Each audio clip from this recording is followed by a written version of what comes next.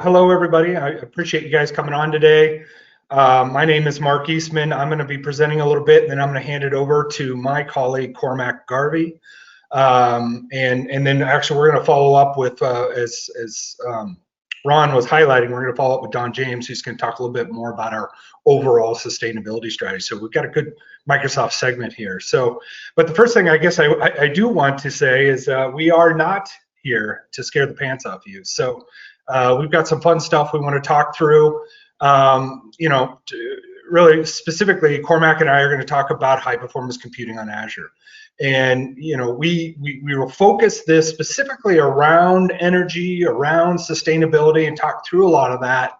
But before we kind of slide into those energy specifics, one of the things that we want to really kind of come across is this is a high performance computing framework we have here at Azure, and we pride ourselves on being the best in the industry. And we have just astronomically grown this business as more and more companies like yourself start to see the value proposition of obviously shifting these workflows to the cloud, see the value proposition of the security, as Ron was highlighting, just the massive security infrastructure that Microsoft brings to all this stuff. So as we kind of go through this, and one of the things I was able to kind of view with Ron ahead of time is that we have kind of a cross-sectional group of industries here. We also have a cross-sectional group of responsibilities. Some of you may be in a position where you're trying to influence your particular organization, to look at Azure, to look at these cloud offerings for a lot of different reasons. Maybe it's your data center is inefficient. Maybe it just doesn't make financial sense to keep that thing going. But you also may be here, listening to this in a position where you're actually responsible for that move to Azure. So hopefully, really as we take away this, you'll kind of walk away with this knowledge of our HPC framework and a lot of those different sustainability stories that can be applied not only to, obviously the energy markets, but also a lot of different environments as well. Anyway, so why don't we jump in real quick here? Again, I'm going to talk a little bit about the industry coverage and start to kind of entertain those scenarios in energy. We'll talk about some of the Azure HPC resources. It's going to be a lot. And they're going to be eye charts, and at the end of the day, it's kind of like walking on a auto dealership lot. You look at the vast majority, of all these vehicles, and you say, oh my gosh, there's so much to offer, and that's really what we want to kind of help take away. I don't intend to walk you through every specific detail, but one of the things that we'll follow up is Cormac's going to take you kind of through some focus scenarios specifically to kind of oil and gas and some of those particular workflows, because we're doing some really great stuff. But again, as I've highlighted before, this is a structure, this is an architecture, and it's a set of building blocks that can apply across a lot of different particular environments within energy, but also could apply to life sciences, media, entertainment, financial services, whatever that may be. So let's jump into it. So as I was kind of highlighting, we do cover in HPC. I won't go through a lot of these in detail. I know we've got kind of an energy audience here, but when we look at Azure and we build these building blocks, it's very important that we have the foundation, the architecture to be able to support and be able to address a lot of these different industries. And we found success in each one of these. Again, I like to think of it a little bit as we bring all these wonderful ingredients to the table to your favorite cooking show, and then we allow the different groups to build up, more or less, their different recipes. The recipe for automotive may be different than the specific one for financial services, but what you'll find is there's a lot of similarities in how they're spinning up a simulation type workflow versus running some Monte Carlo risk simulations. So with that, let's talk a little bit more about the HPC specific to energy. We kind of categorize it really into three groups. We have an oil and gas kind of segment, and then power and utilities, sustainability is really our last one. It's emerging. It's something that we are collaborating a lot with on as we become better at IoT type infrastructure, that kind of stuff. It allows us to, really build ourselves into a lot of these infrastructures. and just continue to improve upon and detect anomalies and be able to make predictive maintenance type implementations. As we look at really the power and utilities, grid simulation, modernization, you start to see some of these common themes in here around simulation, around predictive maintenance, right? Around the ability to kind of, especially with digital twin type technologies, kind of be able to model and simulate not only the actual environment that that particular, let's say, windmill is working in, but also have a digital replication of that as well that's also being simulated. And so you start to piece a lot of those scenarios together. At the end of the day, hopefully what you walk away with is, if I'm in the energy industry or even some of those other industries that I referred to, it doesn't make sense to continue to invest in this data center infrastructure. And we talked about ransomware and the responsibility you have to take on with that, but all the other aspects of that kind of stuff.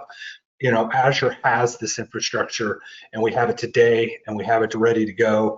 And again, as Ron was highlighting, it's not a CapEx investment, it's an OpEx type investment, and we are the ones responsible for not only maintaining it, but also continuing to improve upon it, generation to generation. And so you don't get into these 3-year, 5-year refresh cycles and stuff. We're constantly refreshing all that stuff on our own. All right, so let's talk a little bit about, just again, it's important for me to build in front of Cormac a little bit of this infrastructure, okay, these building blocks, if you will. And if you're somebody that maybe, again, these responsibility, you may have the responsibility of kind of promoting and pushing your organization to the Azure cloud, or maybe the one actually responsible for moving, these workflows to the Azure cloud. The key thing that we're in is an environment and a market where we don't force all or nothing, okay?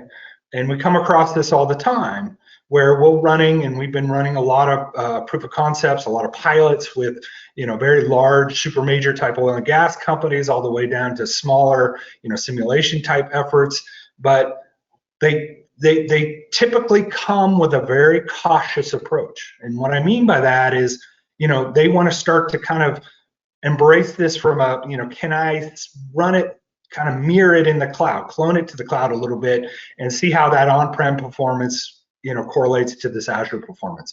Very common thing to do. Then we start to build the hybrid in. Then we start to, embrace a little bit more of that lift and shift.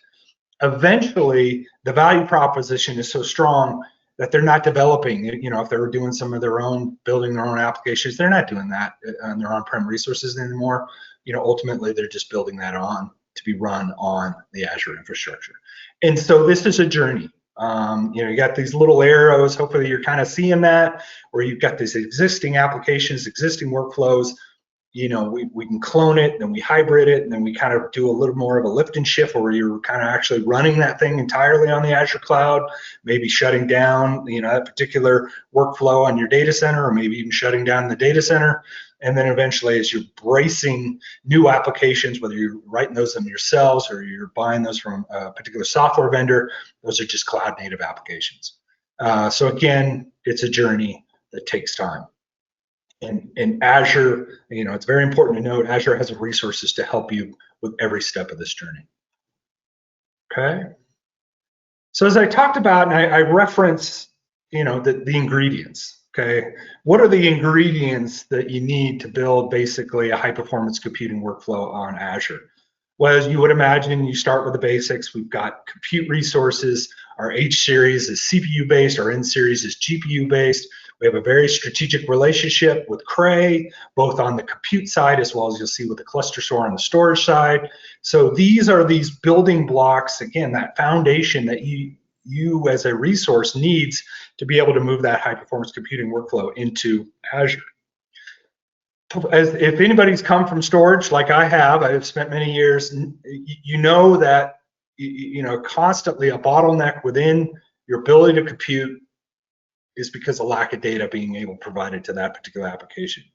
And so we have gone to great lengths, not only from a internal development standpoint, but also from an external acquisition, to put the right resources and the right storage stack in place to be able to support these HPC workflows. So HPC Cache it was actually an acquisition of a high performance file system company called Azure Systems. Everybody's familiar, should be familiar with NetApp. No, we did not acquire NetApp, but we have a strategic relationship with NetApp for providing storage services called Azure NetApp Files. And these are first-party services that we run right on top of Azure, and they perform just in a phenomenal, file-based, high-performance access to your data. And as I referred to earlier, we have a strategic relationship with Cray, allows us to implement cluster store and very large, we're talking petabyte type implementations, and that's strategically where we've been kind of positioning cluster store. Can't be remiss in not mentioning networking. Again, it's very critical that again, kind of the bottlenecks, we talked about storage, bottlenecks when it comes to networking. ExpressRoute is our high performance networking capability where we can do direct connect right into your particular operation, your data center, being able to move data back and forth. One of the things that we are very proud of, and something that we feel puts us or stands us out against our competition and even a little bit with the on-prem resources, is that for specific SKUs and our high performance SKUs we refer to here, the H series and the N series, we have an InfiniBand backplane built into those things. Okay, so our scalability story is second to none.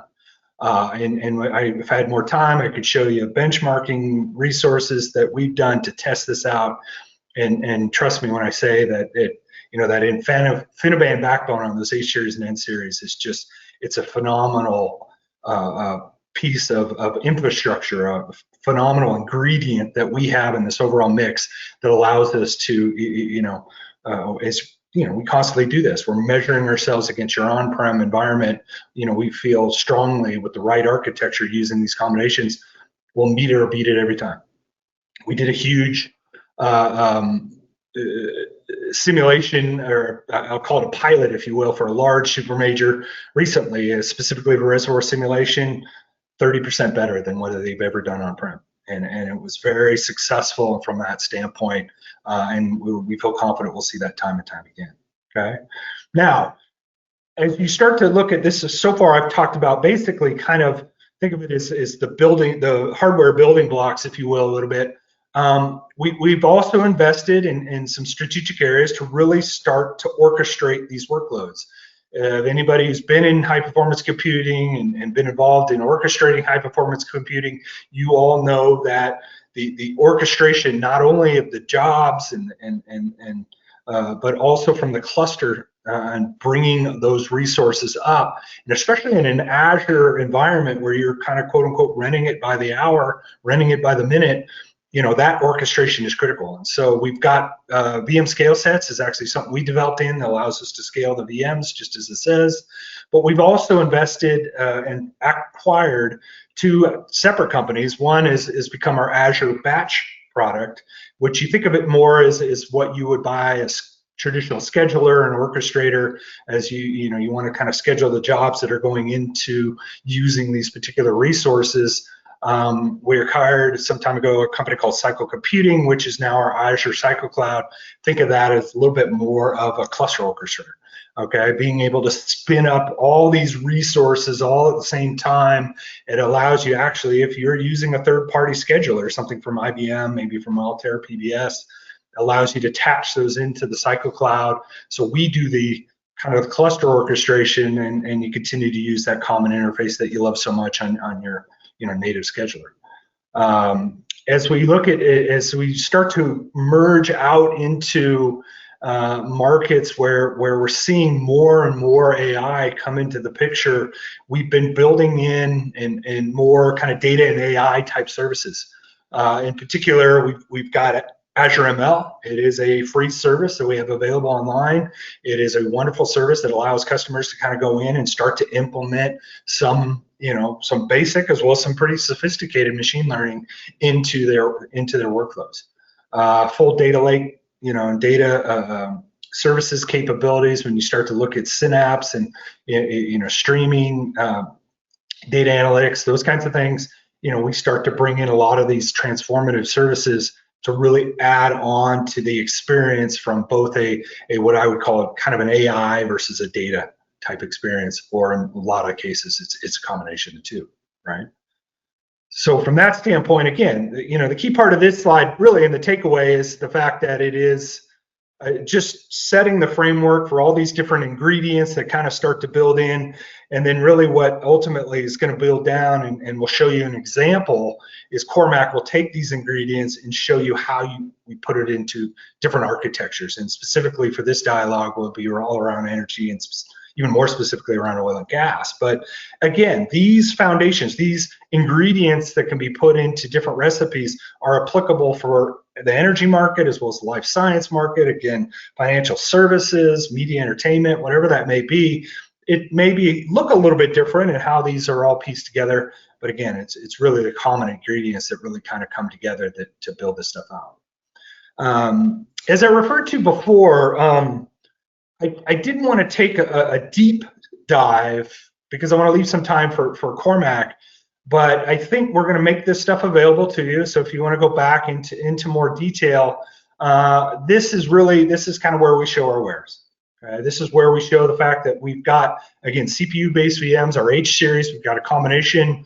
The HB is kind of more memory bandwidth focused. The HC is more compute focused. And then we've got our combination of GPUs and even FPGA VMs in what we call our N series.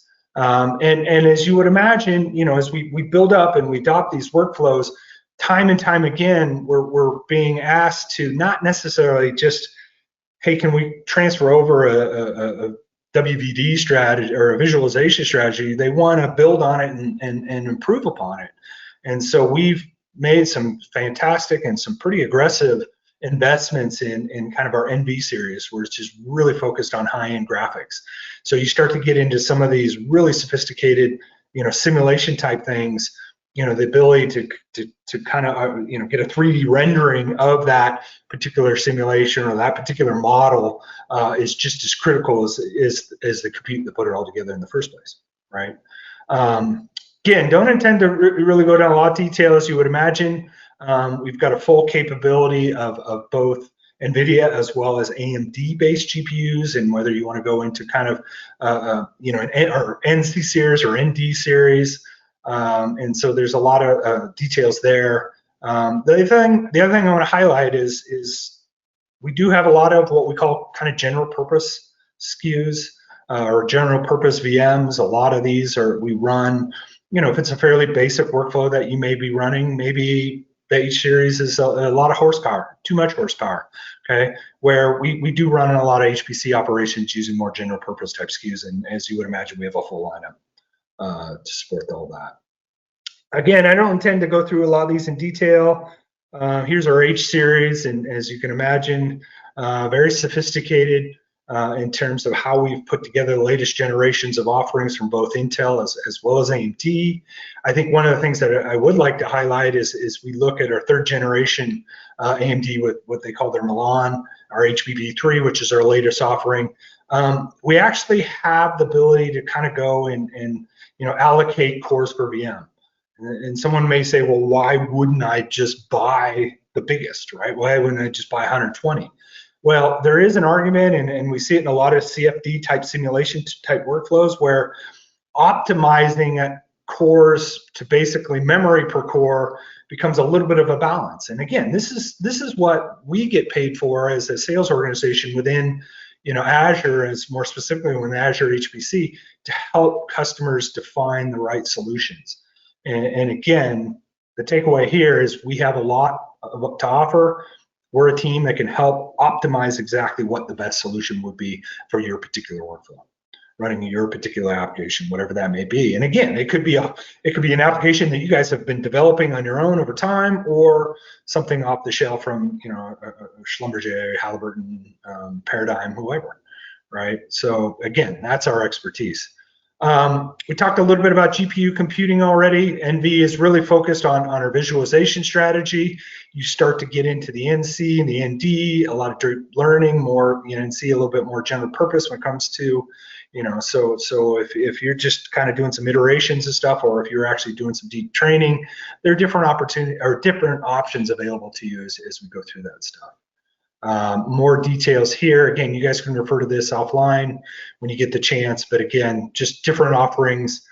Again, specifically, we have, most of these are coming from our friends at NVIDIA. As you can see in the visualization strategy in BV4, we actually have an offering from AMD. And then not to forget, we actually do have a graph core offering, but we also have an FPGA offering from our friends at Xilinx. So, okay.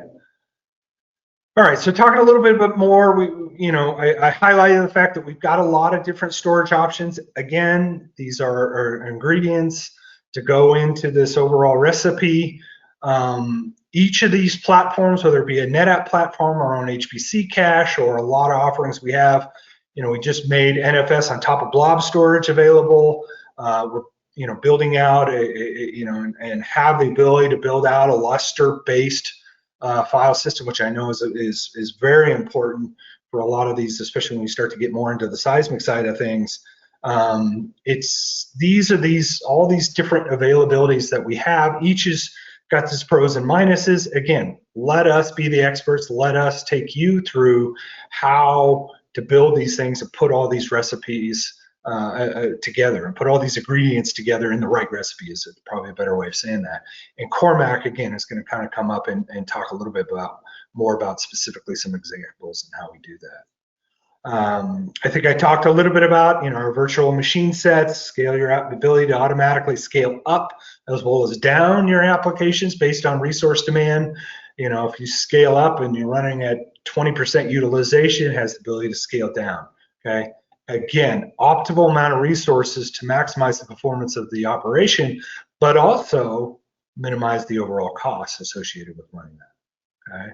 Azure Batch, again, is kind of our own cloud, scheduling, job scheduling, compute management type application. These are free services that run on top of Azure, and they provide just, again, those basics of what you will need to be able to adequately run HPC type workflow, but also manage the resources that want access at that particular HPC workflow.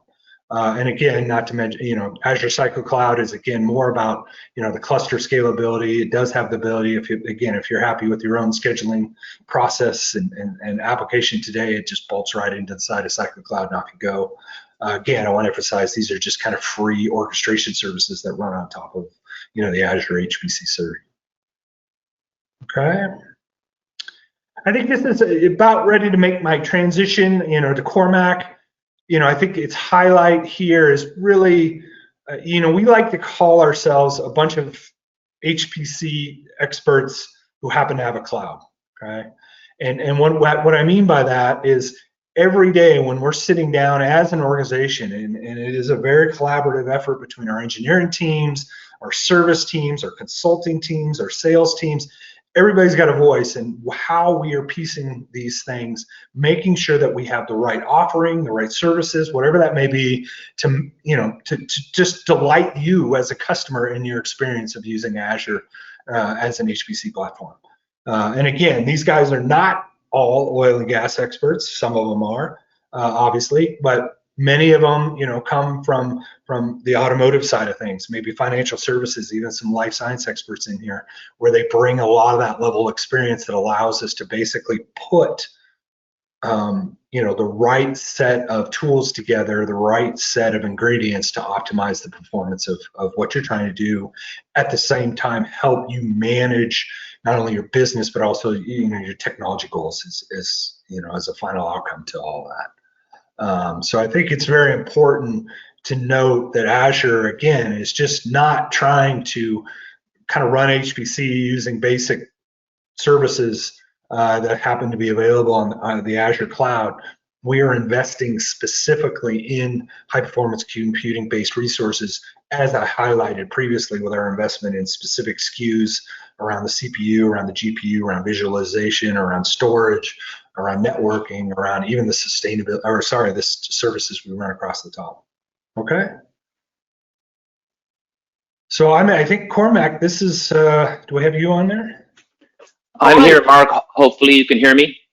I can hear you just fine. And see me. Cormac.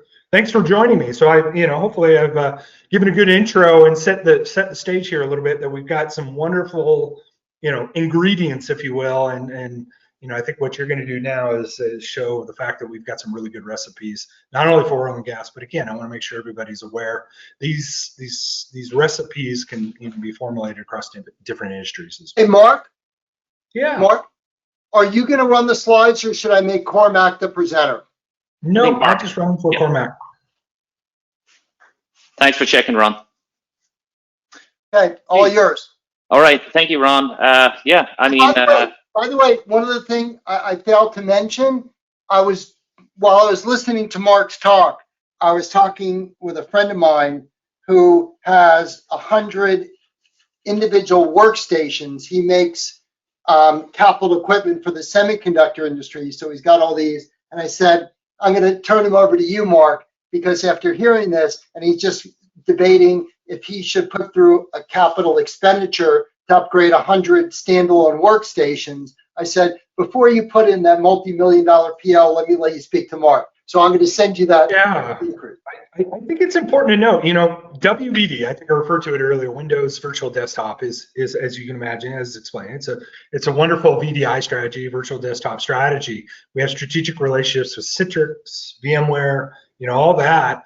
But then we also have very strategic relationships with companies like Teradici, and others. WorkSpot's another one, where it allows us to kind of elevate really the visualization strategy, and you tie it into those NV-based GPUs that we have, and those offerings. It's world class. And I don't know, to a point you and I were talking about a little, or you brought up earlier to start this, is I don't know why anybody would invest in that capital anymore when basically you basically can buy it as a service. All right, all yours, Cormac.